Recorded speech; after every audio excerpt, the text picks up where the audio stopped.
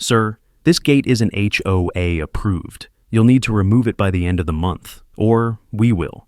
Colleen Durrett stood on the gravel just beyond my fence line, arms crossed, clipboard balanced like a badge. She didn't flinch as I stepped closer. Her tone was sweetened with superiority. The way you'd talk to a man you thought was too old to push back. But she didn't know I helped design municipal zoning codes in 3 counties. She also didn't know the surveyor lines she was quoting from were 34 inches off. If you've ever felt that surge of power when standing up to bullies, hit subscribe now. This showdown is about to become a masterclass in fighting back. I leaned on the gate she'd just padlocked, running my hand over the carved wildflowers. "You're standing on my property, Colleen. And that lock, that's your second violation, not mine. Name's David Mercer. I'm a retired structural engineer, but this cabin isn't just where I fish and chop firewood.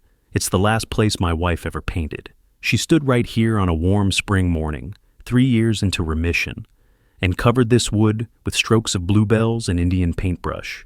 She said if she was going to leave a mark, it should be something wild and soft. She passed 6 months later. That's when I decided not to change a thing. Not the cracked porch beam, not the hand-hung gate. So, when the HOA sent me a letter claiming it was a non-compliant visual obstruction, I laughed. When they came back with a lock and threat of fines, I didn't. Because this wasn't about rules, it was about erasure. Where are you watching from? They thought I'd just take it, that I'd peel off the gate, hire their approved metal vendor, and erase the last thing she touched.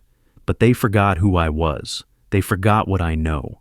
And worse for them, I've got a son with a demolition company, a locked shed full of survey tools, and a folder of easement files dating back before this HOA was even incorporated.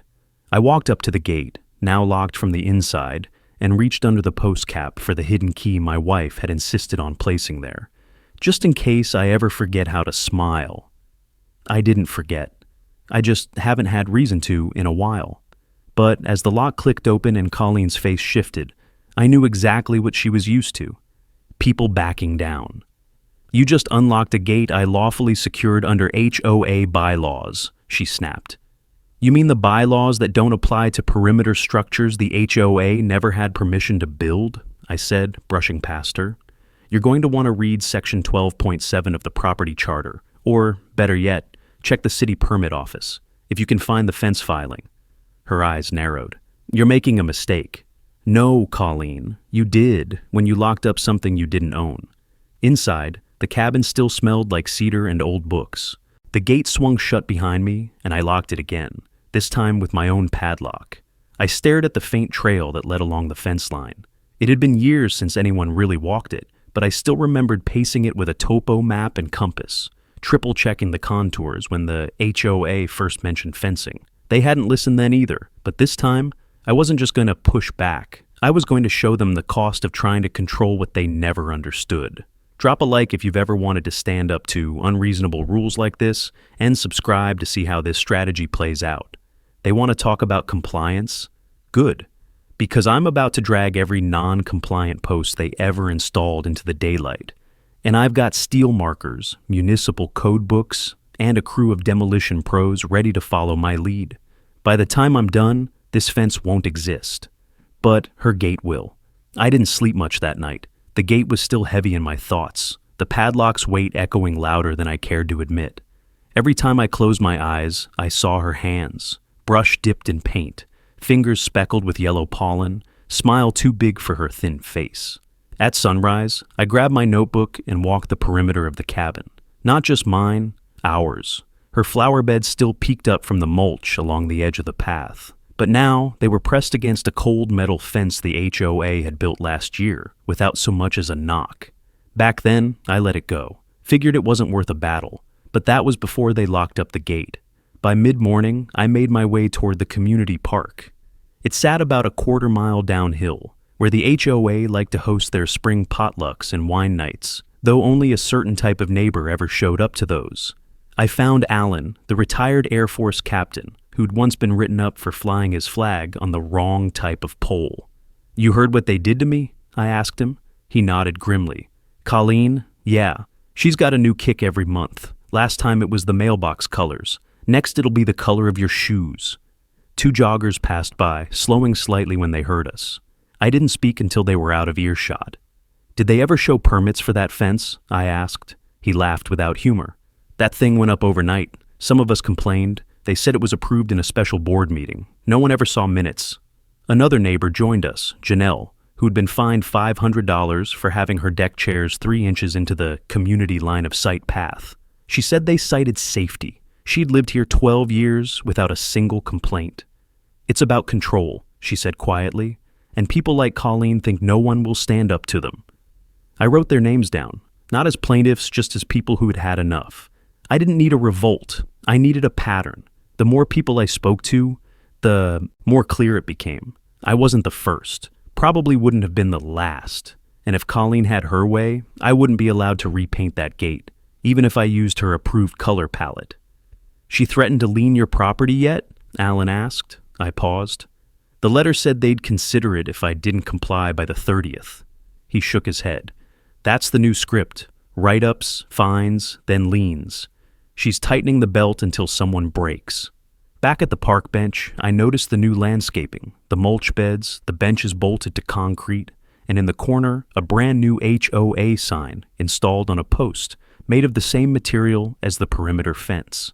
That post was sunk into ground that, according to my memory, fell outside of HOA jurisdiction.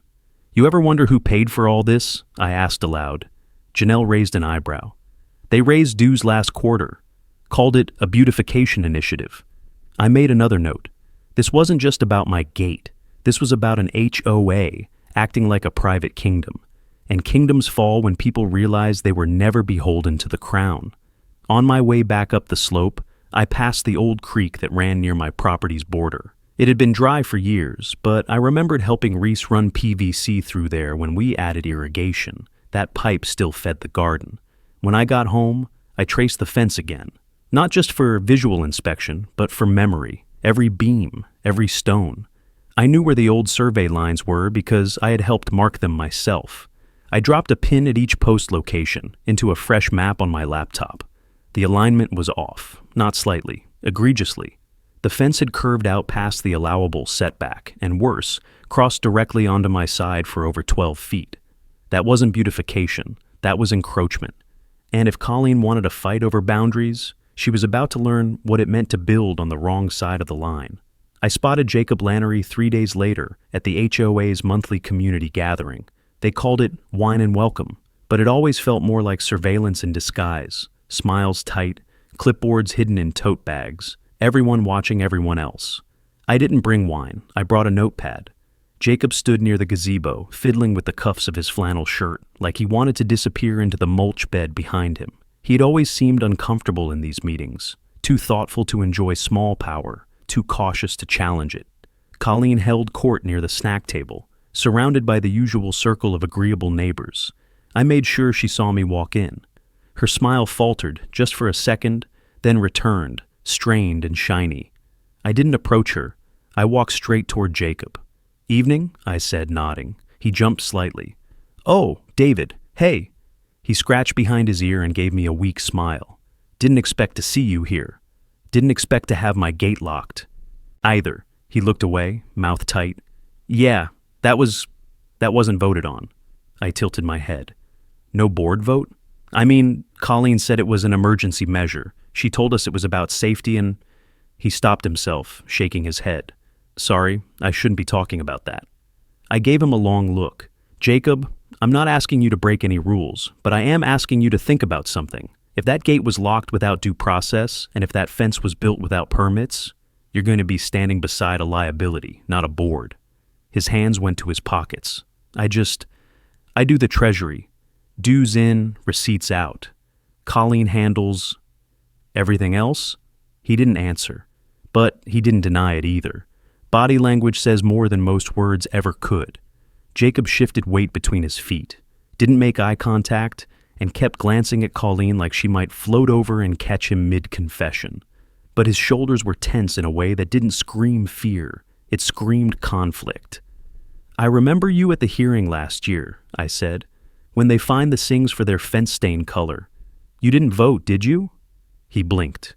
Number I abstained. That fence matched the one in the brochure. He nodded. I know. That was enough for now. I didn't need a whistleblower. I needed a conscience. And Jacob had one. It was just buried under layers of HOA, nonsense and fear. I shifted the conversation. How's your daughter? He softened instantly. Good. Amelia's starting piano. That's great. I paused. My wife used to paint outside to her favorite Chopin piece. Used to say wildflowers bloom better with music. Jacob smiled faintly. I believe that. Colleen's voice suddenly rose above the chatter behind us. And that's why regulations are important. They protect the uniformity of our neighborhood experience. I turned back to Jacob. Is that how you see this? Uniformity? He hesitated. I think sometimes we forget homes have stories. That was all I needed. The conflict was real, and he was feeling it. I'll leave you to your wine, I said, patting his shoulder. But if you ever want to talk permits or bylaws, I've got coffee and an extra chair. He gave me a look, quick, grateful, nervous. Thanks, I might take you up on that. As I walked past Colleen, she raised her glass. Enjoying the gathering, David. Getting educated, I said flatly. She smirked. Be sure to attend the hearing next Thursday. We'll be discussing compliance violations. Wouldn't miss it. Drop a like if you've ever seen someone stuck between right and wrong, and subscribe if you think that quiet ones sometimes carry the loudest truths. The certified envelope landed in my mailbox 2 mornings later, tucked beneath a bulk coupon packet and a glossy HOA newsletter with the headline, Preserving Our Scenic Standards. The irony almost made me laugh. I didn't need to open it, I already knew what it was, but I opened it anyway. Inside, a formal violation notice, an administrative fine of $1,000, and a warning that if I didn't voluntarily comply by the end of the month, the board would pursue a property lien under Section 8.3 of the Community Enforcement Charter. They were fast. No due process, no hearing. Just declaration and threat. I took the paper inside, laid it flat on the kitchen counter next to the gate photo I kept framed beside the coffee maker, and stared at both. The gate wasn't hurting anyone. In fact, it wasn't even visible from the main road unless you knew exactly where to look. It sat nestled beneath the old dogwood tree, paint gently faded, iron latch worn smooth from years of her hands and mine. This wasn't about uniformity. It was punishment. Reese stopped by just after lunch, fresh from a job in town, his boots dusty and his truck humming low outside. He walked in with that quiet, bulldog energy he inherited from his mother, loyal and ready to dig in. You get the letter? He asked. I slid it across the table. He read it once, then again slower, jaw tightening. She's really doing it, he muttered, trying to slap a lien on your place, over a gate. She picked the wrong fence to climb. We went outside, walking the western perimeter where the HOA's wrought iron fence met the slope. It followed a strange curve, outward, then sharply back in. I'd noticed it before, but never paid it much attention, but now I measured it with my eyes. It's off, I said. Reese followed my line of sight. How far? Too far to be a mistake. He nodded slowly. You want me to get the transit from the truck? Let's mark it first. We walked the full stretch of fence, dropping surveyor's flags where the line should have run, based on the old drawings I remembered. I hadn't needed those drawings in years, but when you help write the code, it stays in your blood. We flagged a dozen spots, and by the end, it was obvious. The HOA's fence curved onto my land for nearly 12 feet at its deepest incursion, not just inches, feet. Reese let out a low whistle. So, they locked your gate for non-compliance while sitting on your property with an unpermitted fence. Exactly.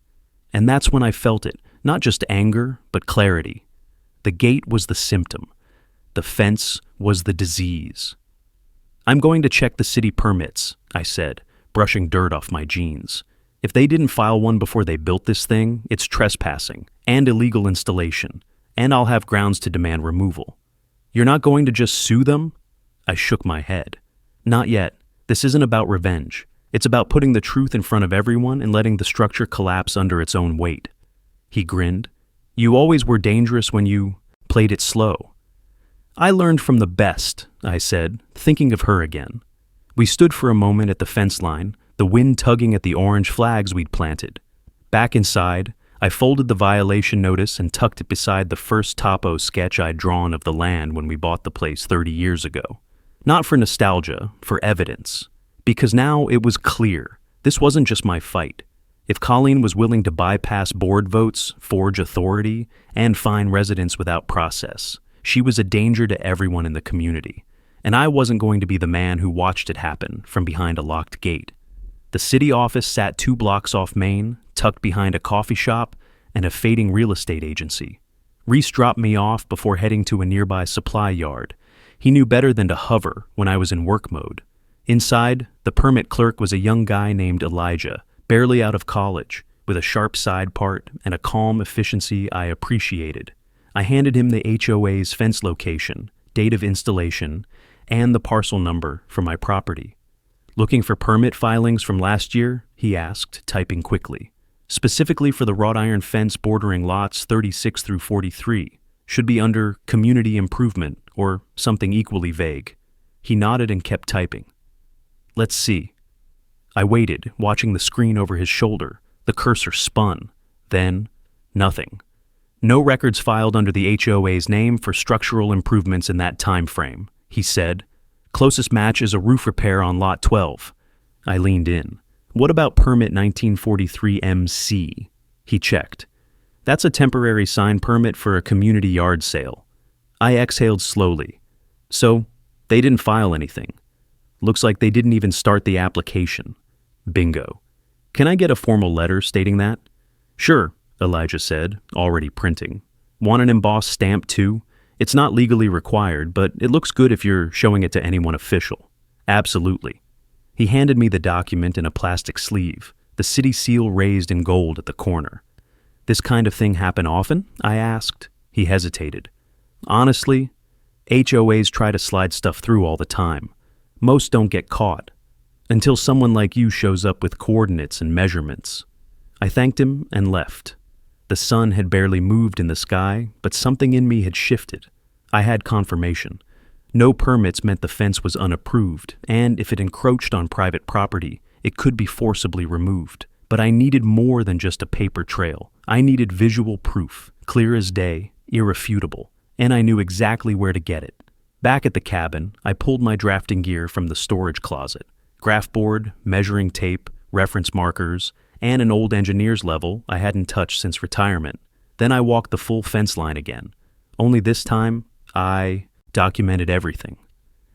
Each post location, each angle deviation, the exact distance between their corner and the original boundary marker I had embedded into the base of the hill myself 26 years ago. That marker still stood. A rusted rebar capped with an aluminum disc, sunk 30 inches into bedrock. I'd set it with my wife the same week we closed on the property. She'd joked it would outlast both of us. "Looks like you were right," I murmured, kneeling beside it. The fence was over a foot past the line, in one place nearly 3 feet. They hadn't even tried to follow contour logic. It was a lazy arc meant to enclose more than they owned. I snapped photo after photo, each with a measurement overlay, each time stamped and geotagged with my phone. I uploaded the shots to a secure drive and labeled them with site references and zone flags. Now I had the evidence. The next step would be making sure the right people saw it. That evening, I sat on the porch with a mug of tea, watching the wind shift through the dogwoods. The gate creaked softly in the breeze, unlocked now, swinging free.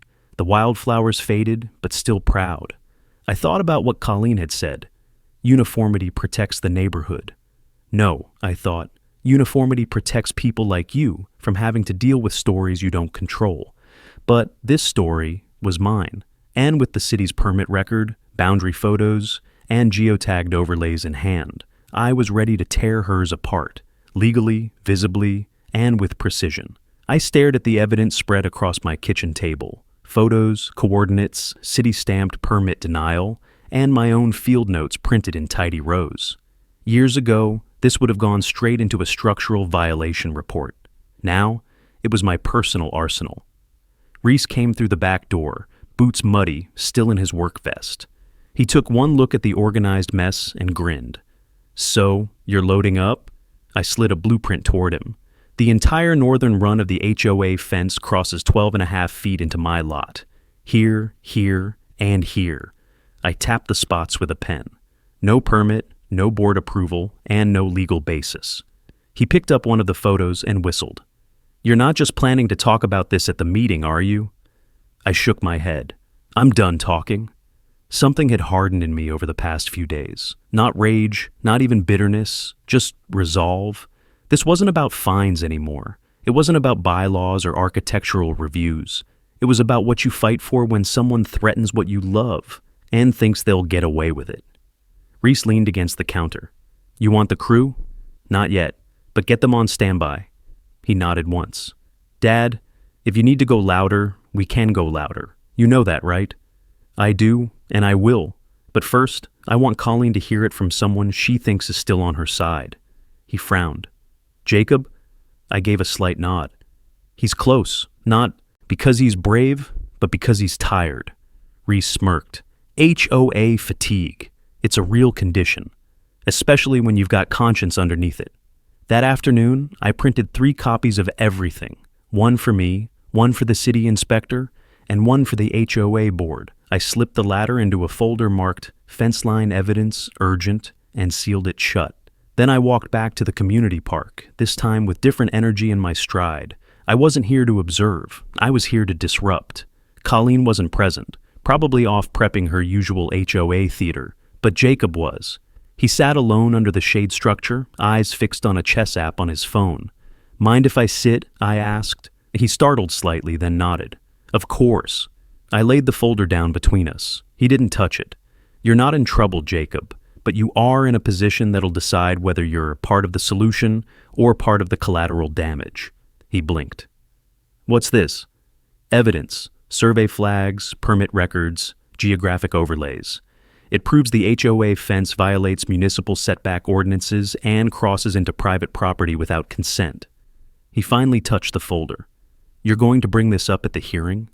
"I'm going to bring it up before the hearing, quietly, to give people like you a chance to do the right thing without cameras in their faces." Jacob's fingers hovered over the seal. "You really measured all this?" "Twice, and I pulled the original boundary marker from when my wife and I plotted this land. I'm not guessing. I'm not bluffing." He nodded slowly, almost like he was grateful I didn't yell. "Colleen won't take this well. She shouldn't.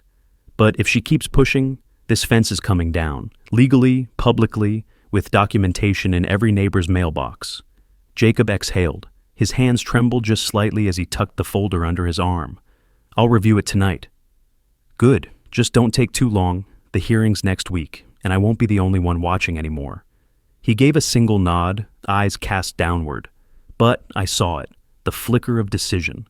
The man inside the treasurer was waking up. As I left, I glanced back once. Jacob still sat there, the folder resting on his lap like it was made of glass. Back at the cabin, I stood at the gate one more time. I traced the faded petals on the wood, remembering the hum of her humming while she painted them. She had said this fence made the place feel safe, private, ours. They tried to lock that away. They thought no one would fight for something that didn't come with a barcode or HOA approval. But they forgot the kind of man who builds things to last. If you've ever had to fight for something that mattered, something personal, not polished, hit that subscribe button right now. This isn't just about a fence, it's about drawing a line and daring them to cross it. Let me know in the comments, have you ever stood your ground against a system stacked against you? I read every story. Jacob showed up at my cabin just after dusk, headlights cutting across the driveway like searchlights before they clicked off. I was out back resetting one of the survey flags. Wind had knocked it over, and I knew the walk he took up the gravel path wasn't casual. He was holding the folder like it was radioactive. "Evening," I said, standing up, brush in one hand, dirt still on my jeans. "I read everything," he said, voice lower than usual. "Twice. And..." Jacob glanced over his shoulder, like he expected Colleen to step out of the trees. Then he took a deep breath. "You're right. Not just about the property lines, the vote, the permits, all of it." I waited. She bypassed board procedure, said it was a maintenance item, not a new construction, so no vote required. But she knew. The lawyer warned her. That got my full attention. "There's a legal opinion on file?" "Yeah, email from 6 months ago." He looked miserable. Said building anything new on the perimeter would require a permit and written homeowner notice. Colleen told the board the lawyer cleared it verbally. That was a lie. And you sat on it. He flinched. I thought it would blow over, that if no one complained it wouldn't matter. It didn't blow over. It landed right on my property. Jacob nodded slowly. I know. I let the silence stretch long enough to sting. Then I softened. So, what made you come out tonight? He looked at the wildflower gate beside us, washed silver in the porch light. You said something at the gathering about homes having stories. He gave a sad smile. My wife left 2 years ago, took our daughter back to Denver, said I was disappearing into the rules, being a man no one could recognize anymore. I just wanted something to be proud of again. I didn't expect that, and I didn't interrupt. He exhaled. I can't undo the vote, but I can give you the email, the internal minutes. I've got records showing the materials for the fence were paid for before the board ever saw a proposal. Kickbacks? No, just arrogance. It was more than I hoped for. I'll need you to say it publicly. Jacob looked down at his shoes. I figured. And if not, a signed statement. I won't twist your arm, but I won't hide your silence either. He pulled a flash drive from his coat pocket and held it out. Every document you need is on this. Emails, payment approvals, expense logs. Everything she buried. I took it. Why now? He hesitated, then nodded toward the gate. Because I remember when that went up. I remember your wife out here painting it. She used to wave at my daughter and hum something I never recognized. That's the last real thing left in this neighborhood, and it doesn't deserve to be locked behind a lie. Inside, I loaded the drive and scanned the files.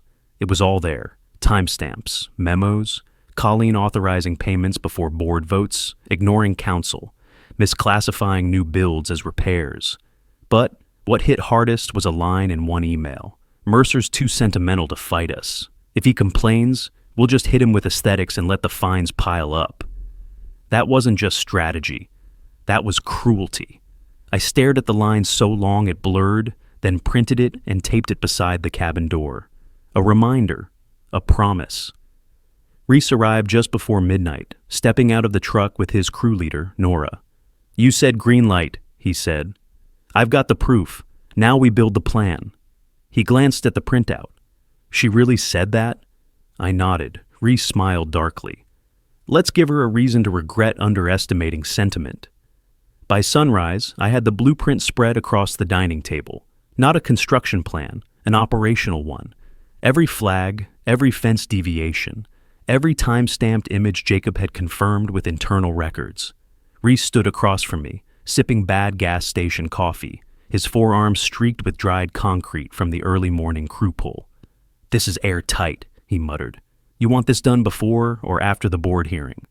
After, I said, but prep starts now. I want you to clear staging access on the west slope and prep cones for a controlled takedown. Permits? Don't need one to remove illegal construction from private land, especially not with documentation. I tapped the file folder. We'll notify the city inspector 24 hours before we start, just to be professional. Reese grinned. You're enjoying this. I didn't deny it. We spent the morning installing fresh markers, orange stakes along the legal boundary, blue for the HOA incursion, and red for points requiring full removal. The visual contrast was striking. You didn't need to understand zoning law to see the violation. Reese brought out the drone for aerial overlays. Within 20 minutes, we had altitude shots showing the arc of the HOA fence clearly cutting into my property. When overlaid with the original topographic survey, dated and signed by a state-licensed boundary engineer, it created a kill shot. I uploaded it all into a secure folder, everything backed up twice. Then I sent a copy, no commentary, to the city's building compliance officer. Just a clean documented summary titled, Unauthorized Structure, Fence Line Discrepancy. No accusations, just facts. That afternoon, I emailed the HOA board a copy of the same materials Jacob had confirmed. No threats, no demands. Just a simple subject line. Review before hearing. If they wanted to walk into that meeting blind, that was their choice. I'd given them the opportunity to fix it quietly. But I already knew Colleen. She'd double down. She wouldn't see this as a mistake. She'd see it as a challenge to her power, and she would respond accordingly, which was exactly what I wanted. Later, I went to the town records office and submitted a formal notice of property line encroachment. That flagged the HOA's liability in city files and ensured any future property actions would require clarification. Quiet insurance. By day's end, Reese had the crew scheduled, cones sorted, and 2 portable fences ready for temporary use once the metal posts came out. We weren't just going to tear it down, we were going to do it safely, legally, and with full documentation. Back home, I stood beneath the porch light and watched the sun sink behind the ridge. The gate creaked behind me as the wind picked up. I stepped down and ran my hand along the painted boards, her wild flowers still soft under my fingertips despite the weathering. "You'd probably tell me I'm going too far," I whispered, "but I think you'd be proud." The truth is, I didn't want revenge. I wanted recognition. That this place, this gate, this story mattered. And no one, not even Colleen with her bylaws and fines, was going to rewrite that. Inside, I drafted one final thing, a summary sheet of all the evidence, clean and visual, for the community handout table at the hearing. No legal jargon, no commentary, just a side-by-side comparison of HOA claims versus actual property lines. Let the neighbors judge for themselves. I signed it. Prepared by David Mercer, P.E., retired not to flaunt credentials. Just to remind them, I knew exactly what I was doing. The day before the board hearing, the cabin was a machine. Reese's crew rotated in and out like clockwork, checking soil integrity, measuring clearance zones, and flagging utility lines to avoid city code violations. We weren't just going to pull the HOA's fence. We were going to do it by the book, with proof in every bolt. I oversaw each task from the porch, clipboard in hand, my old engineer instincts snapping into focus.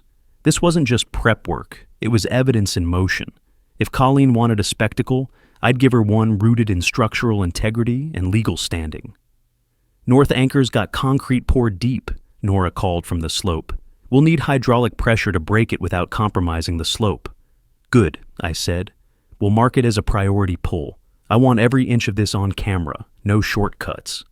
Reese nodded from across the lot, holding up a GoPro rig. "Body cams, too. Everyone gets one." We didn't have to justify anything, but we were going to make sure that when this played out in the hearing or online, there wouldn't be a single doubt about who followed procedure. Inside, I finalized the timeline binder. It was thick now. Maps, satellite images, timestamps, permit denials, HOA expense reports, thanks to Jacob, and that one devastating email. Mercer's too sentimental to fight us. I slid the binder into a hard case and locked it. Then I packed a slimmed-down version for the neighbors, a simple printout they could scan in 2 minutes and walk away understanding exactly what happened. HOA fence versus actual property line built without permits. Constructed on private land violation of Section 9.4 Municipal Code. That's all I needed to say. The visuals would handle the rest. Jacob texted me mid-morning. "I've submitted the internal docs to the board email. You're not standing alone anymore." That landed harder than I expected. He didn't know me this, but he'd found his line and crossed it on the right side. At noon, I walked the fence line one last time.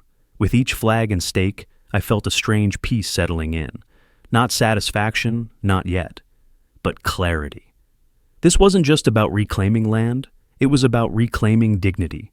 Back in town, I stopped at the city inspector's office to confirm our notice filing. I handed over a copy of the aerial overlays and permit absence letter. The clerk gave me a stamped receipt and a neutral smile, but I saw the slight lift of her brow. She'd seen enough HOA cases to know when someone came prepared. "You expecting pushback?" she asked. "Just performance." "Sounds like you're ready." "I am." On the way home, I swung by 3 neighbor homes, Alan, Janelle, and the Sings. Handed each of them the simplified visual packet. I didn't ask for support, just handed them truth and told them they were welcome at tomorrow's hearing. Alan squinted at the printout. "You sure this won't blow back on you?" "Already has," I said. "This is just pulling it into the light." He nodded. "Then I'll be there." Back at the cabin, Reese met me on the porch. "We're staged and ready," he said. "All gear loaded. If they stall, we wait. If they move, we move faster." I clapped a hand on his shoulder. You ever think you'd be tearing down an HOA fence for your old man? He grinned. I always hoped I'd get to tear something down with you again. That night, I stood at the wildflower gate. The wind was soft, the mountains silent. I could almost hear her humming again, paintbrush in hand, sun on her face. I whispered to the quiet, "We're almost there," and I meant it.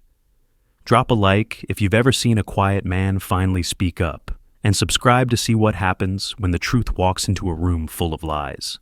The hearing room filled quicker than I expected. Fold-out chairs lined the rec center's multi-purpose hall, and by 10 minutes past 6, there wasn't a single empty one. Some folks came out of nosiness. Others, like Alan and the Sings, came because they'd been bruised by the same rules I was now fighting to expose.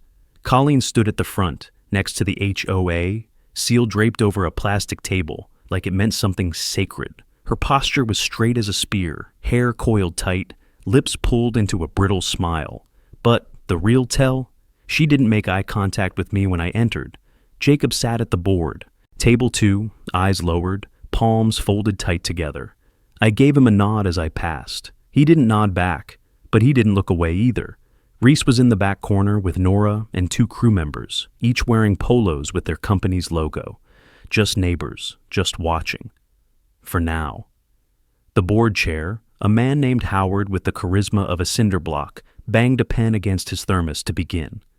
We'll begin with the open floor period. Mr. Mercer, you requested time? I stood, carrying my evidence binder in one hand and a slim packet in the other. My voice didn't waver when I reached the front. My name is David Mercer. I live on lot 37. The HOA issued me a violation for my private entrance gate. Today I'm here to present my response, not just to that citation, but to a structural problem larger than any of us has acknowledged. I placed the binder on the table and opened the packet, spreading the pages like a dealer laying down cards. These images show the HOA perimeter fence crossing 12 feet into my property. These flags, I held up a photo, mark every point of encroachment. This survey data, I turned the page, matches the city's parcel data, an original boundary marker embedded on site. Colleen tried to cut in. Mr. Mercer, this isn't the venue. It is, actually, I said calmly. Since your board has issued fines based on a structure that sits entirely in violation of city code, and here, I handed Jacob a printed copy, is the email you sent in October, bypassing a required board vote and ignoring legal counsel. Jacob didn't blink. He unfolded the paper slowly, as if bracing himself for what came next. Colleen stiffened. That document isn't validated, neither is the fence, Colleen. No permit, no notice. Just steel posts rammed into private soil and a lock slapped on a gate built 25 years ago by the woman I buried in 2019. A hush fell. The room shifted. Eyes darted. Chairs creaked. That's when I knew. I'd stopped being the story. Now she was. Jacob cleared his throat. His voice was soft, but carried. I reviewed the data. Mr. Mercer's boundary analysis is accurate. The HOA did not file a permit. The expense was categorized as routine beautification, but that does not override municipal zoning law. Colleen turned toward him, jaw clenched. I'm siding with the truth, he said, louder now. I let the documents settle. I didn't need to say more. Howard looked like he'd swallowed a nail. We'll review the materials and consult the city. For now, the hearing is paused. I picked up my binder, turned to the crowd, and walked out. Outside, Reese clapped me on the back. You didn't need a wrecking bar after all. No, I said, glancing up at the darkening sky. But I brought one anyway, just in case. The next morning, Colleen sent out a community-wide email. She called it a clarification from the board president, but it read like a backpedal soaked in legalese. She claimed the fence was constructed under assumed authority, blamed internal miscommunication, and insisted the HOA was actively reviewing boundary concerns. Nowhere in the email did she say the word apology, or violation, or illegal. But I didn't need her to admit it publicly, because the city had just done that for her. A white sedan with the municipal code enforcement decal rolled up to my property at 9:17 a.m.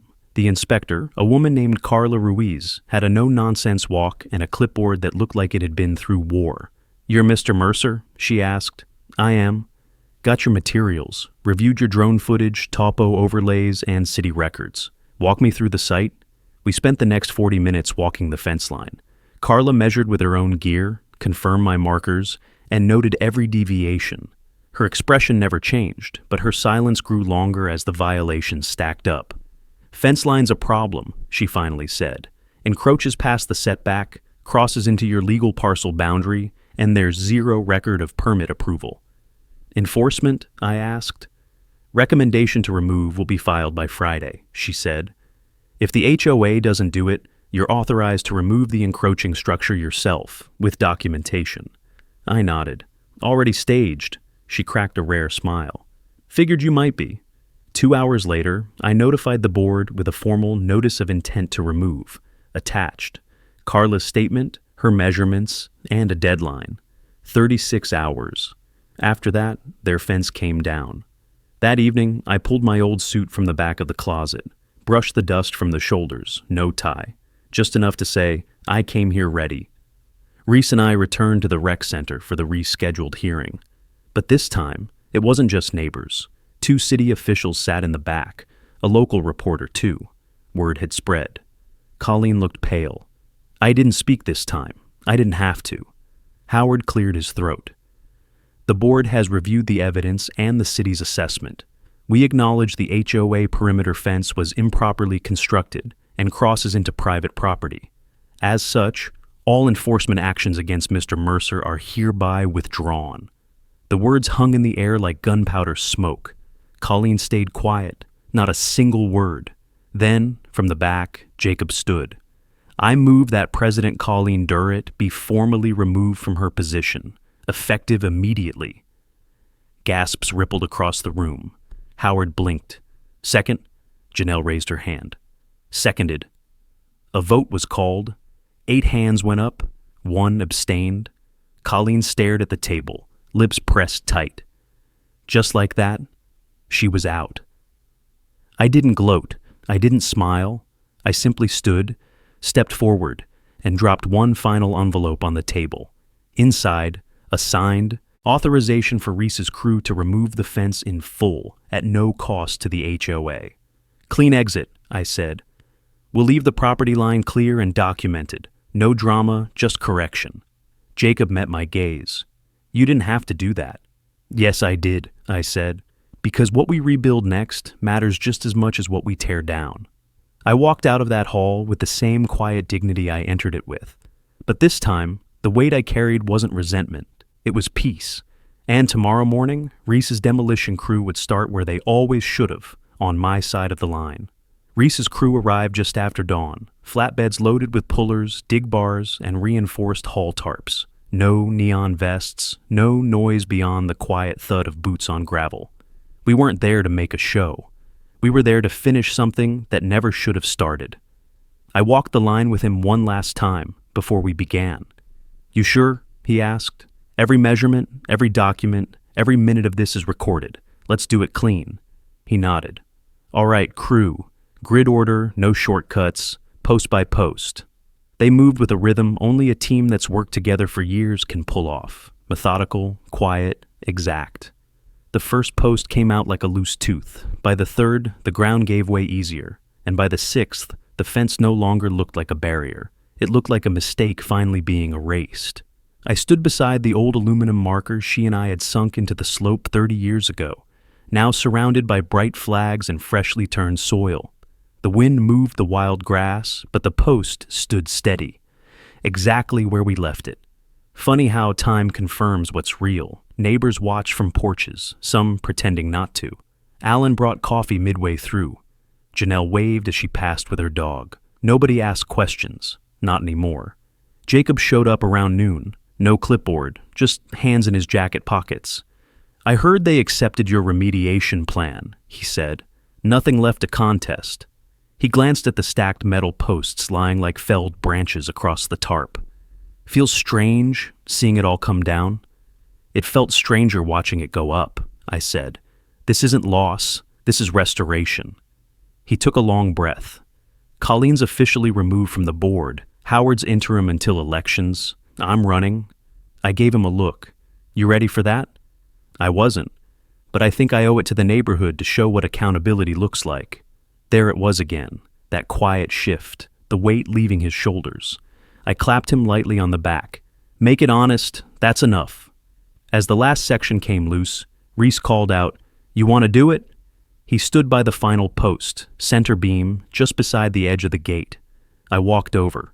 He handed me the bar. The ground was soft, the post tired. One push, and it gave way. The silence after that wasn't empty. It was full of everything that fence had tried to silence.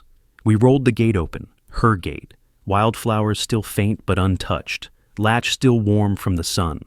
Reese had pressure washed it last night, just enough to clear the grime without lifting the paint. "I think she'd like how this ended," he said.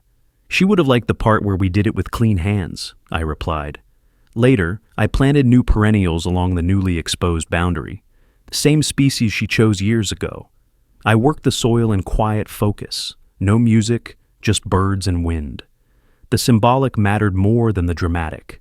Not every victory needs a headline. Some need a garden. Before sunset, I stood at the marker again. No speeches, no grand finale. Just one final breath, drawn in a place made whole again. It started with a gate. It ended with a line restored, a community stirred awake, and a son watching his father prove that peace doesn't come from submission, but from standing firm with evidence in one hand and dignity in the other. Legacy isn't what you leave behind. It's what you refuse to let them take. If you've ever dealt with HOA overreach, I want to hear your story. Drop a comment below. Where are you watching from? What line did you draw? And who tried to cross it?